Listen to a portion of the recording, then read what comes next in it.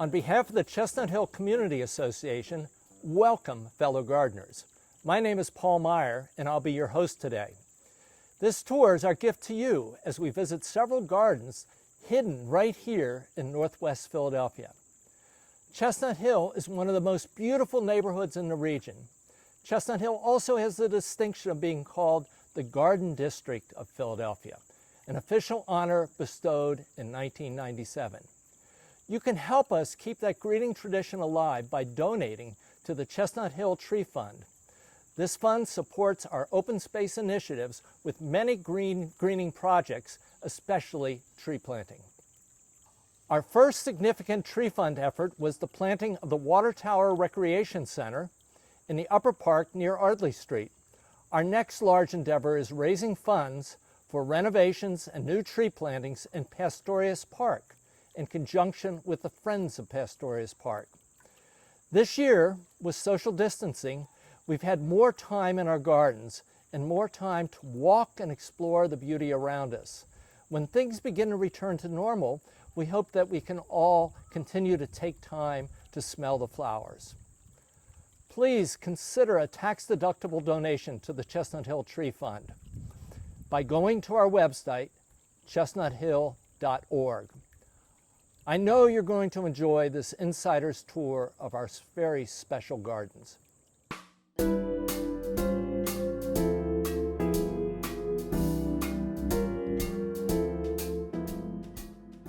My name is Toni Seidel, and how long have I been a gardener? I think I've always sort of messed around with the dirt since I was a little girl, and my grandmother had this magnificent garden, which was magnificent to me. It was a little bungalow in Queens, but it was magnificent to me. She loved her garden, and actually I have Long Island daisies in my garden, which are called Shasta daisies, but they're what we had and on Long Island, and that's what we call them.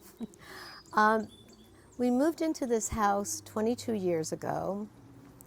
The yard was pretty barren. It was sort of like a beautiful house that has bones that you appreciate, but needs a lot of sustenance and building out and creativity. But there was really nothing here other than the Pachysandra and the bluestone, which was all disrupted, and these steps. And the rest is all new. Being in Chestnut Hill in Philadelphia, we lose trees every couple of years. We replant. We mourn the trees we lost, and then we're thrilled with the new trees as they grow and thrive. The aspect of gardening that I particularly love is actually playing in the dirt. I love that feeling of transplanting, putting a new pot in the ground, and seeing what magic happens. I'm not a horticulturist by any means. I don't even remember some of the names of the plants I've planted.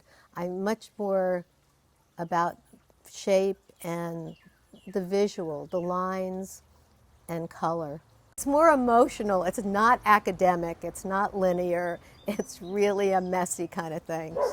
One of our challenges is our dogs, which are constantly plopping themselves in the middle of a hosta and destroying it, or a St. John's wort, or digging up the lawn. Those are my challenges. The early morning in the garden is beautiful because of the dappled sunlight, and the early evenings, I think, or even late evening. My favorite plants actually are the oak leaf hydrangeas, which you will see. They astound me every year in their beauty and volume and durability. And you know, it's certainly not a rare plant, but I love them.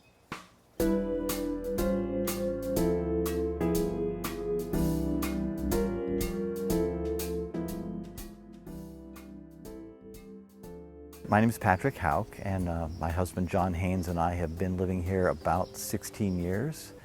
When we first got this place, there were virtually no plant materials around except for hedges and a few trees. So everything we've put in has been from, from borrowing and from buying and from trading and dividing and all that good stuff. We inherited a lovely southern exposure, full sun slope. So for folks who live in Northwest Philadelphia, that is a real treat. And also, as you can see behind me, there's a great borrowed view. We get the Gresham Woods just below the railroad track of the Chestnut Hill West, which runs below the property. So we get a drop, and then we get this great vista of the woods. So it makes this property, which is maybe a quarter acre, look huge. First started out calling myself a butterfly gardener, and now it's really expanded into a pollinator gardener. And so pretty much everything I get here, I try and have, for the most part, native plants, although I have some that are non-native, a lot that are non-native, but I keep adding more native plants and perennials and things that they'll attract the pollinators, birds and bees. When I started this garden, my planting plan was start with what I had and figure it out. And I had some larger things that came. There's a large grass here in the background that probably today I wouldn't have used, but it was one of those things when someone said, hey, I've got this thing I need to move away from my curb, and I wanted an anchor because I did want to I knew I kind of wanted to create a lower room and an upper room, so I wanted to create a bed in the middle that had tall stuff in it. One plant which I really love, and it's actually in bloom right now, is this great acanthus. It's a plant which the leaves on it are sort of what's seen in Corinthian columns, of these great spiky geometric plants. And it's one of the plants that I put it in the ground, and it's so happy. It's one of the ones I would never move. But right now we're getting into where the garden does its crazy full summer, everything's in bloom, and it does the crescendo. And this summer, with the added benefit of the cicadas we're gonna have, I love midsummer in the garden. It's nice to be in the garden in the quiet in the mornings, but something about the evenings, I can sit here and it's cooled off. I start seeing the swallows come in the sky, followed by the bats, followed by the lightning bugs, and being able to just sit on the porch and look at it and enjoy it's great. I think I'm a gardener because I'm a person with a busy mind, and when I get in the garden and get my hands in the dirt, not only is it a way of being creative, it's also a way of slowing down and just really being in the moment. Gardening is such a process that you can't jump it. It's always teaching you. I would say gardening, if anything, is math. You're always adding, dividing, multiplying, and sometimes subtracting. And it teaches you things. You try something and you realize that didn't work. You learn more from your mistakes than you learn from your plans.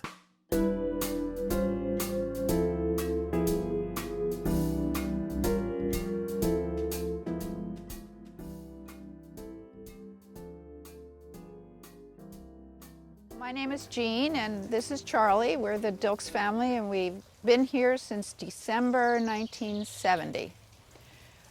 Because of that, all the plant material here, with very few exceptions, was installed by us. Charlie and I developed our interest of gardening when we bought the house.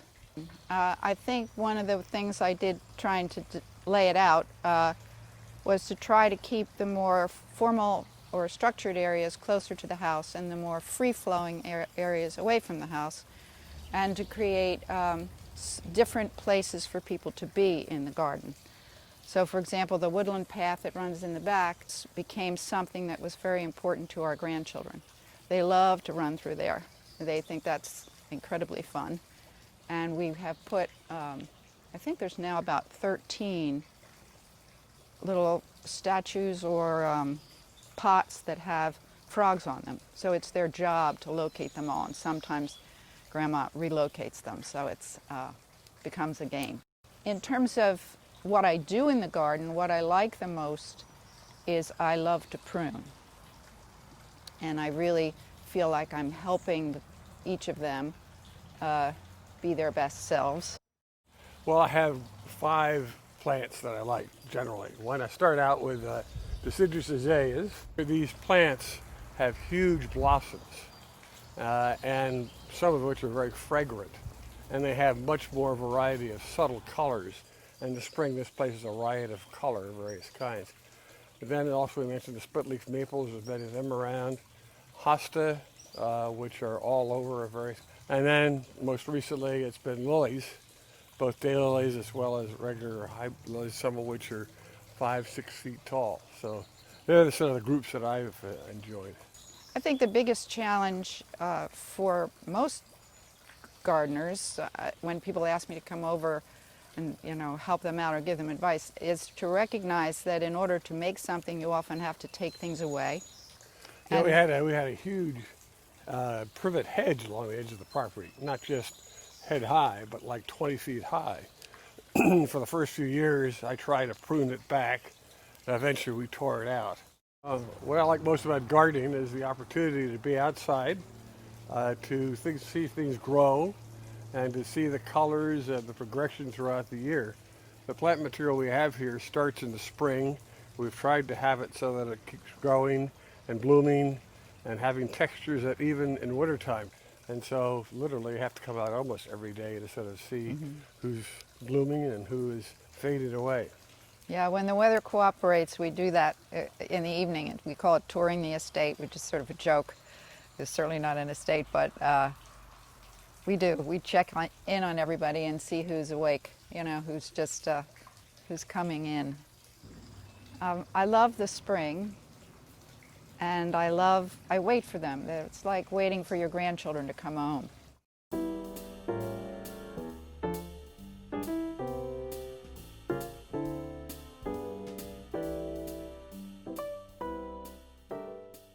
Gardens and green spaces can really transform the soul, and we hope that you've enjoyed the gardens we featured so far. Here are 3 local garden facts that you may not know. Fun fact number 1. Ever wonder why Chestnut Hill is called the Garden District? Chestnut Hill has long been known for its green landscapes, lush gardens, public parks, renowned architecture. In 1997, Mayor Ed Rendell recognized these outstanding attributes and proclaimed Chestnut Hill as Philadelphia's Garden District. This coincided with the launching of the first Chestnut Hill Garden Festival. This area is steeped in history, but did you know that at 2 homes on Bethlehem Pike, Ernestine Abercrombie Goodman and Elizabeth Price Martin founded Garden Club of America in 1913. Our tour takes us to one of the sites where the Garden Club of America was first initiated. The current owner is a member of the Garden Club of Philadelphia and the Garden Club of America. Fun fact number 3, Germantown Avenue in Chestnut Hill is one of the greenest streets in the city, largely due to the tough and mighty ginkgos. Many of these famous ginkgo trees were planted nearly 55 years ago. Most of the trees were male, ensuring that shoppers did not suffer from an annual barrage of smelly seeds that are dropped by the female trees. Share these fun garden facts with your friends and help build awareness of our green tradition. And please consider supporting future greening efforts with a tax-deductible donation to the Chestnut Hill Tree Fund. Visit our website, chestnuthill.org, and make a gift today.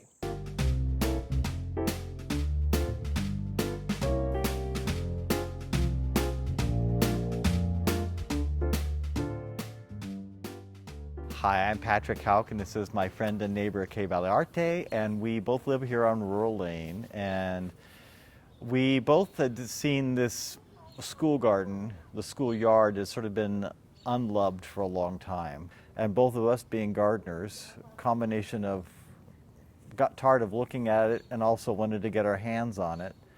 One of the teachers had begun doing an outdoor classroom in this space. She was a one-woman army, and she had planted some of the plants you see behind us, a few of the gardens. And this spring we looked out and saw that Christine was working on the garden. We got interested, and Kay and I both got involved with weeding a bit in these gardens, and the building itself had a bunch of dead ivy on it.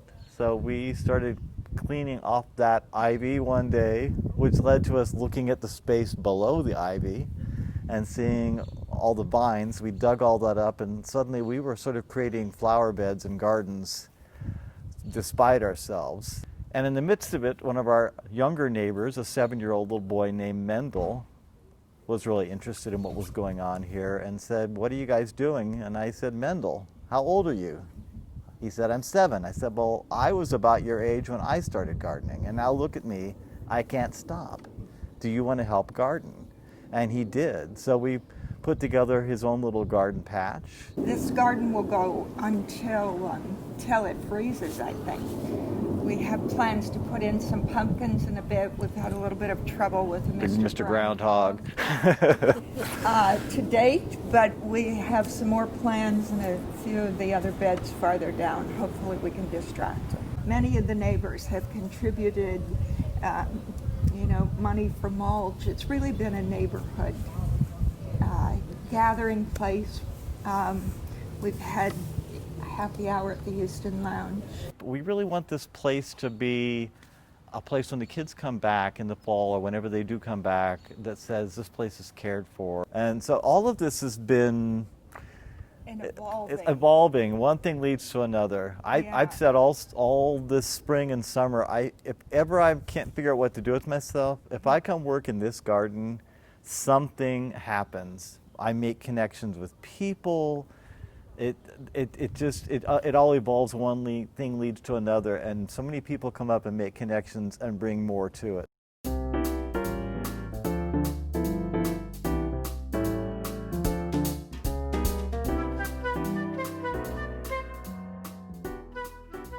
Touring all these gardens is making me thirsty. Let's take a short detour and visit with Walter Palmer from Liberty Gin and Shannon Williams from the Spice Rack, who are going to show us how to mix up a unique summer garden drink. And while we're sipping drinks, please remember to consider supporting our greening efforts with a tax-deductible donation to the Chestnut Hill Tree Fund. It's easy. Just visit our website, chestnuthill.org. My name is Walter Palmer. I'm from Palmer's Liberty Gin. We're made right here in Manayunk. We make one product, Liberty Gin. Our Liberty Gin is an award-winning gin made with 6 botanicals right here in Philadelphia in the Manayunk section. We're located 376 Shures Lane. We're available in all of the Pennsylvania Liquor Control Board stores in Pennsylvania and also New Jersey, New York, Delaware, Maryland, District of Columbia, and Connecticut. Today we're going to talk about some things to do in the summertime for gin, particularly when going to your garden and walking around your garden in these hot days. It's always nice to have a nice, refreshing cocktail. What I thought we'd do today is just look at a couple of products that you can easily find in your either in your pantry, or you can find them either at Weaver's Way or any of the other food stores. They're very simple to make. But it is refreshing. The most important ingredient in all these cocktails is obviously going to be Liberty Gin. This is the only bottle of that you'll find that we do make. So I like to try to use large ice cubes just because I think they're they hold their they keep cocktails refreshing for a proper amount of time, but they also are they have the right amount of dilution for any good cocktail. So a good healthy pour of gin is always necessary. The classic one obviously is gin and tonic. We like to use Fever Tree tonic. You can get it right here at Weaver's Way. Fever Tree is a good high-end tonic that's good for just about any good for any gin, frankly, but with our gin it just makes a very nice cocktail. You can clearly garnish your gin with gin and tonic with lime. Right now in the summertime, for some reason, lemon just seems to be the perfect thing. You can just squeeze your lemon in there, run your lemon right around the glass, and it's quite nice. If you want to become very continental and European, use some rosemary, or garnish up your gin and tonics with some fruits, but kind of make it a little bit more festive. You can walk around your garden and enjoy a quite lovely gin and tonic in these hot summer days. Now, I'm just going to take a test and make sure we're okay here. It's pretty good. So now, the next thing to do, another product that we have that you can find also right at Weaver's Way is a local kombucha. Kombucha is a very interesting drink. It's non-alcoholic. It is a fermented tea. It's made right here in Pennsylvania. Baba's is a very nice kombucha, but there are a couple others also around. But I would highly recommend giving hers a try. So in our next cocktail, same thing. And you should always adjust your gin in your gin and tonics, or anytime you have gin the way you like it. Some people like a heavy pour, some people like a lighter pour. I just kind of eyeball it myself. If I feel it needs a little more gin, just throw some more in there. But Baba's is a very nice complement to gin. It's all natural, it's locally made. Again, you can garnish it with lemon peel right around the glass, give it a squeeze in there. It's quite nice. It's a nice, refreshing drink. It's a lot of times very festive. You can throw some other fruit in it as well. Kombucha is a very good, it's an unusual flavor. It's usually made with local fruits that are in season. So when you're drinking kombucha, it does have a shelf life, so you should really look for things that are within season and very good for you, and it's good to support a local business. So give Baba's a try. It goes very well with our gin as well. So cheers to you and have a good day. Enjoy the gardens.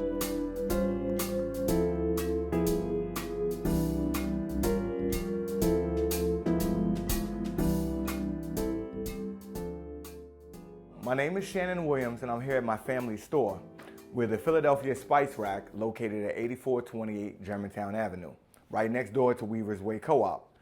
Today I'm going to be telling you about some of the items that we sell that you can possibly use to make a summer cocktail. First, we have a champagne mimosa vinegar. It is artisan crafted. It is small batch. We also have some dried hibiscus leaves. Hibiscus at one point was the sweetest flower and the most expensive tea you could buy. So today we have orange juice, which is from Weaver's Way Co-op, right next door. And we just add about maybe about 4 ounces or so of orange juice. And then you can use a Prosecco or you can use a champagne, depending on, what you're fond of. There's a wine at Fresh Market that they have. It's called Mingles. It's almost like a sparkling wine, but there's no alcohol in it. So if you don't drink alcohol, you can also make this cocktail at home as well. So we'll add about another 4 ounces of Prosecco. Now, what I did with the hibiscus leaf was I made a tea out of it. I steeped it in warm water for about an hour or so, and then I let it chill down. I'm gonna add just a smidgen, about 2 tablespoons to that. Give it a good healthy stir up here. And as you see, I have my martini glass shaken, not stirred.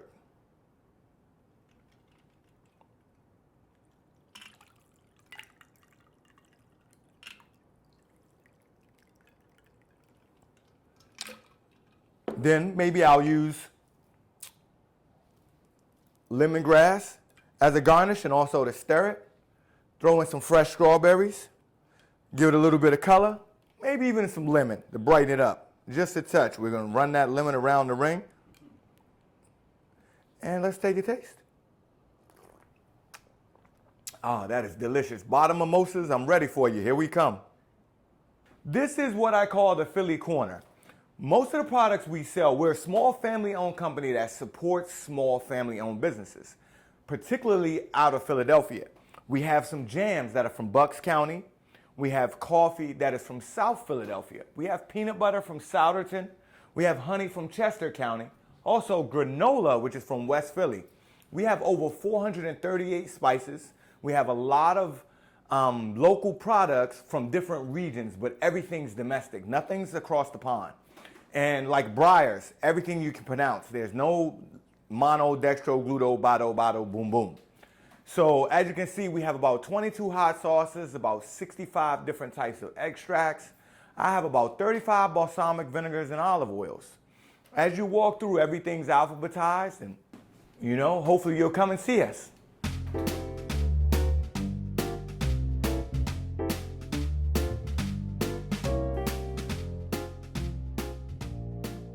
Welcome to Springside Chestnut Hill Academy Head of School's house. My name is Pia Druggan, and I'd love to share my little garden with you. We moved into this house the summer of 2016, and it's a beautiful Norman stuccoed home that reminded me very much of my home in Italy.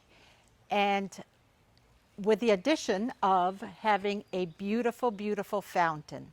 So in this garden, I got to plant a pollinator garden and flowers that reminded me of home. I was very fortunate with this garden because when I came in, there was a strip of perfect soil. And all I had to do was plant my pots, and before I knew it, it just bloomed and grew and grew and bloomed.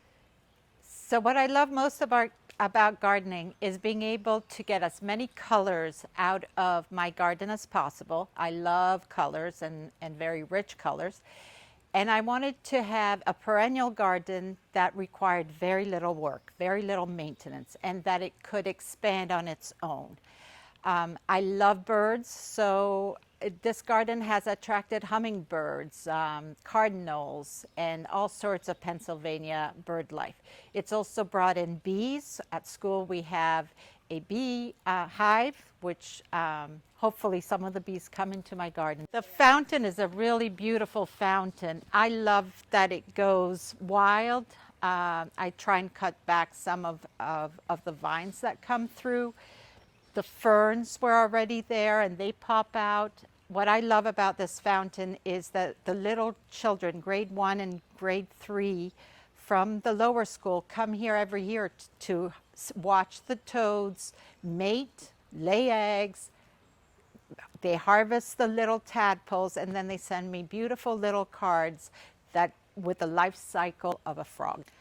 I love to sit out at night with a glass of wine and just watch at dusk all the flowers that I have, watch the sunset over the wall, and just enjoy the birds flying in and out, enjoy the bumblebees that look like hummingbirds coming in. Growing up in an Italian family, we love our herb gardens. So I also got to put basil. There's basil everywhere in my garden. There's sage, huge sage bushes that we use for our butter, sage, and Parmesan. We have rosemary, we've got salad. So anytime I have a chance to pluck in a tomato plant or an herb plant, I will go for it.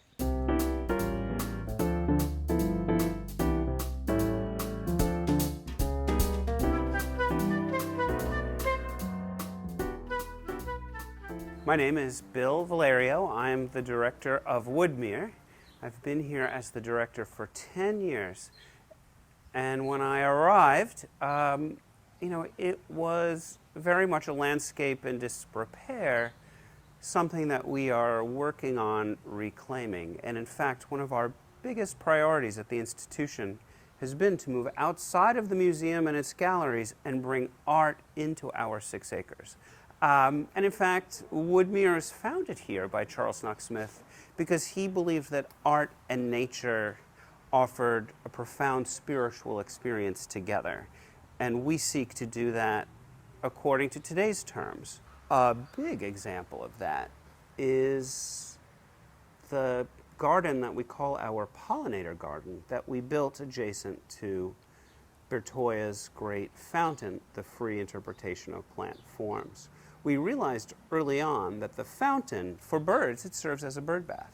So by bringing the local plants, into the landscape, the birds that come and use the bird bath for a wash can then, dive over into the pollinator garden and get something to eat. In terms of the elements of the historic estate, parts of the garden that were here in the 1890s when Charles Knox Smith bought Woodmere, the landscape idea had to do with the kinds of majestic trees that brought the great estate buildings, big piles of stone like Woodmere with big towers, that, the kinds of large estate trees that expressed the grandeur of, that vision of life and living. Woodmere's estate used to have an apple orchard in the back, and I will show you the last apple tree that's left. The tornado that swept through Chestnut Hill in the fall knocked it down, and there's growth on sections of the apple tree. We're working to graft. So we're paying attention, to the great old trees of the estate, which were, that was the landscape philosophy, I would say, of Charles Knox Smith in his time. Now, I would say we have one outdoor sculpture that remains from Charles Knox Smith's time, and that is a cast iron Victorian lion ornament. And we've combined it in the landscape with contemporary sculpture. And we have a series of 5 cats by Linda Brenner in bronze that we've installed around the lion.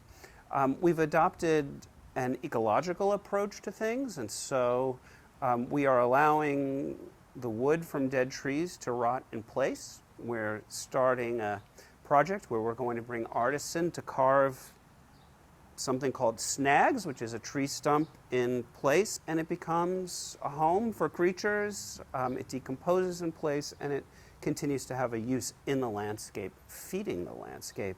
We've also been looking for art that really speaks to this concept of what it means to be an ecosystem and what it means for art and horticulture to exist together. And so there's something that I feel really got the ball rolling at Woodmere in terms of bringing sculpture into the landscape is a sculpture called Spring and Triangle by Dina Wind. And, it was the first major sculpture that we installed here, and I feel like it's where all of this thinking began. And so the sculpture that, I feel just, really makes that sing is the Altar Root by Steve Tobin, the newest sculpture to arrive at Woodmere, a magnificent gift from Dennis Alter. A root is what feeds something. A root is something you usually don't see, but is foundational. And so it's a work of art that's trying to get us to speak to those sorts of questions, and yet it also speaks at the same time to what's happening all around us as trees come and go and live and die in the landscape. And I think that this is the kind of experience that we want to foster at Woodmere. People enjoy art, people enjoy nature. For some people, their entrance to the museum might be the art. For some people, it might be the horticulture. And we think we can do something unique and creative by bringing that together.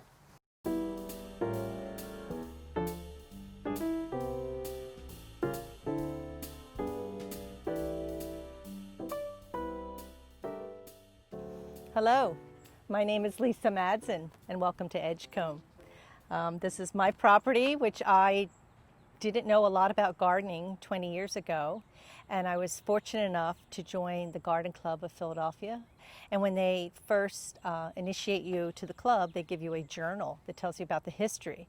And lo and behold, the history of that club started with the woman who lived in my house and started in the middle of Bethlehem Pike. So this is what it says in this, the first 50 years. I want you to imagine a lovely April morning in 1904 when Mrs. J. Willis Martin and a neighbor, Miss Ernestine A. Goodman, walked simultaneously out of their driveways and met quite comfortably in the middle of Bethlehem Pike, Chestnut Hill. They were both energetic young women who were about to start a garden and felt the need of advice concerning their ventures. Thus, during a morning chat in the street with no motors and a few carriages to bother them, the seed of the Garden Club was sown. Today, the Garden Club of America has over 200 member garden clubs throughout the U.S., and that consists of over 18,000 members. Well, this was a lovely tiered garden. Behind me would have been the formal garden, and that was behind the carriage house that was sold off years ago. So you would bring your carriage behind, and there was a walkway that went down between these gardens. They went tiered down to the stream that's behind Norwood Avenue and Bethlehem Pike in the ravine, and that's the stream, the original Springside. So I did know as a young gardener I did not want to use chemicals. We have invasives. I like to pull weeds. I don't like to spray them because I never wanted chemicals to go into the stream. People comment when they sit in our backyard that there's very few bugs. Well, because we plant so many perennials and pollinators that it attracts birds, and when you attract birds, they eat the bugs. This property, even though we're on a busy street, we have this beautiful vista behind us. And then we have these beautiful Wissahickon schist walls. So we had landscape architecture already built in. So our gardening is taking care of what is here. And we have added some things. I had a Mother's Day gift, a yellow magnolia given to me by my 2 boys. But it was planted so it comes up high and out my bedroom window. Each year I would watch it progress. So now in April I have this beautiful burst of yellow blooms right outside my window. What I love most about gardening is a sense of satisfaction and accomplishment, even if you walk down, and you should always have gloves. And this time of year you can pick a big hunk of crabgrass and you can get it by its root and you pull it out, and all of a sudden that walkway just looks so much better. It gives you a sense of you're bettering the world in your own little way. There is a dawn redwood that I planted to hold back some invasive species. And you learn so much. So yes, the word that I try to remember for why I planted my dawn redwood is that the roots all speak to it, and there is some invasive bamboo behind it that we did not plant. So the word is mycorrhiza, fungus root. The idea is that it's a symbiotic relationship, and the roots nurture and talk to each other. And even if a tree is in despair a little, it gives it some extra nutrients, which is a fascinating theory. Can you imagine, people who hug trees, everybody makes fun of them. Well, what if they find out that that tree really felt that hug? So you would not know these things unless you garden. This is what happens to you. You put your hand in dirt and it heals you.